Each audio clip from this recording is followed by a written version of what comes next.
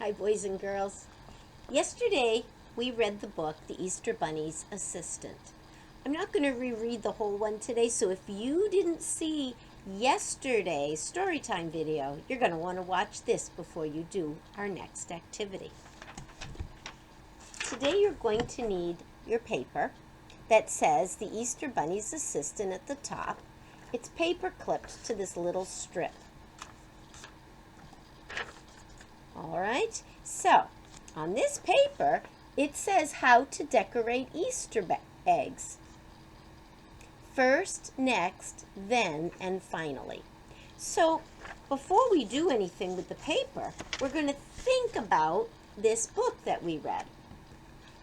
And there was an order to decorating Easter eggs. Now, if you remember correctly, Skunk made it kind of funny, didn't he? But you remember that Bunny was really trying to teach us something. And he had the first step.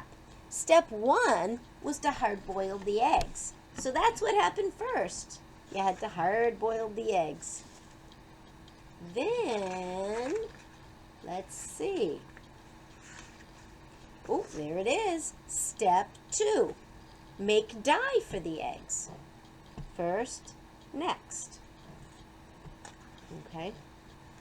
And then, step three, decorate the eggs with crayon. First, next, last. And, oops. Oh, there it is, step four. That would be finally. Remove, oh, this is silly because it says remove skunk from the room, right? Is that really part of decorating eggs? No, that was a funny part of the book. But at the very end, he said you had to dye the eggs, put them in the color. So that's going to be your job today with this paper. To think about when you're decorating eggs, what would happen first, next, then, and finally. So first, it's hard to see. First would be you are going to hard boil the eggs. I think you got it. So I'm going to cut. See my lines? I'm going to cut so I can get to that one with the pan, and they're hard boiling it. And I will turn this for you. If you can see it, hold on. And my glue, I'm going to take this, because that was the first. What would have happened next?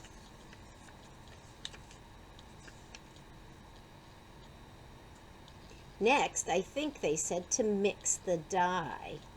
So you see they've got the measuring cup and the spoons. So we're going to mix up the dye for the eggs. That will be next. What happened after that? We have two pictures left to choose from. Well, what they did, not everybody does this, but they wrote with their egg, with a crayon on their eggs. That helped to make the design. So next would be the crayon. And finally, you put the eggs in the dye. Now, boys and girls, on your paper, there are lines there for you to tell how to make the decorated eggs. And I know that these words are not all words that you really know. Here it says first, next, then, and finally. So if you want to copy the word first, boil. B. You could do it. Boil. Right. Boil. I can hear the B I can hear the first boil. Next, what are we making? We're making the dye. We could mix the dye. I'm only writing the first sounds I hear. If you know more sounds, you could write them. Then you're going to color. And finally,